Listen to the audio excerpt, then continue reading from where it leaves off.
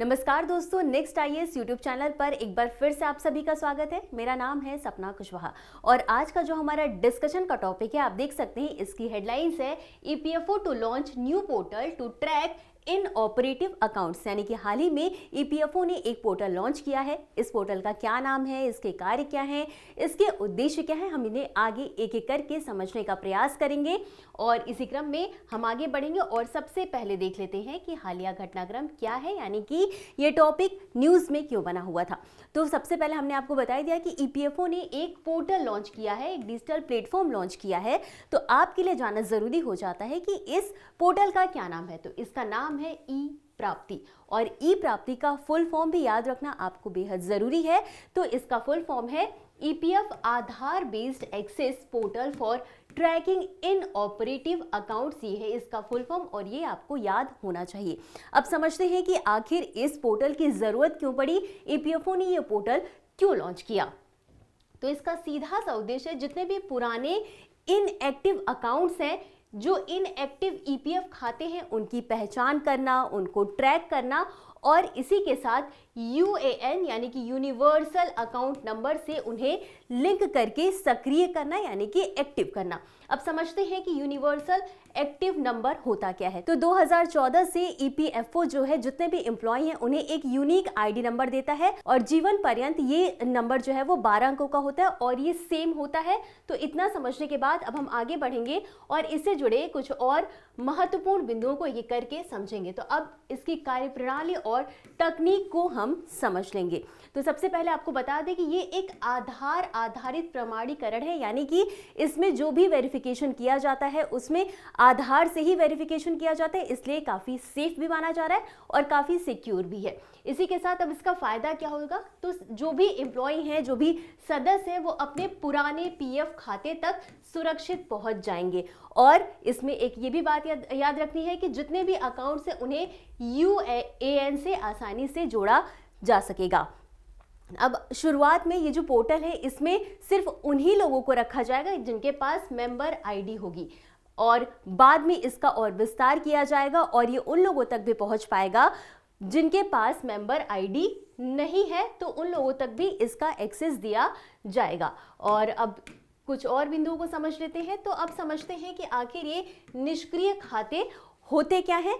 तो आपको बता दें कि मान लीजिए कि आप जॉब कर रहे हैं और आपका पीएफ अकाउंट है, आपने 3 साल तक यानी कि 36 महीने तक उसमें किसी भी तरीके का क्रेडिट नहीं किया है, तो आपका पीएफ अकाउंट जो है वो बंद हो जाता है और इसी के साथ यूएन से अगर लिंक नहीं होता है तो ऐसी स्थिति में भी जो आपका अकाउंट होता है वो निष्क्रिय हो जाता है। अब ऐसा करने से होगा क्या, तो ये जो पोर्टल है इससे पारदर्शिता बढ़ेगी, लोगों को अपने अकाउंट में जितना भी पैसा है उसके बारे में पर्याप्त जानकारी मिल सकेगी।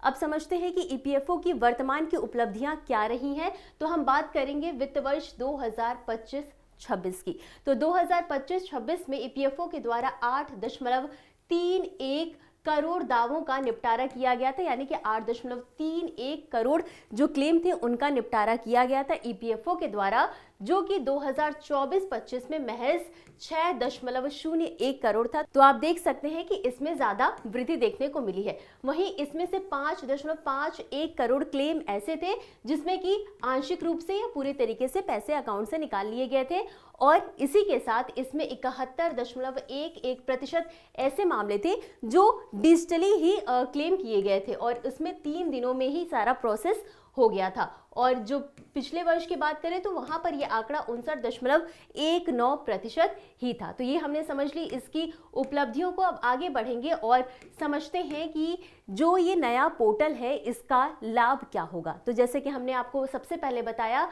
कि पारदर्शिता बढ़ेगी। क्यों? क्योंकि आधार से वेरीफाई होगा तो इसमें किसी भी तरीके का भ्रष्टाचार शामिल नहीं होगा। साथ ही साथ समय की भी बचत होगी, आपको बार बार ऑफिस विजिट नहीं करना पड़ेगा, ऑनलाइन ही आपका काम हो जाएगा। और इसी के साथ जब पीएफ में जो भी अकाउंट है आपके पास सारी डिटेल्स रहेंगी तो आपकी सामाजिक सुरक्षा भी सुनिश्चित होगी।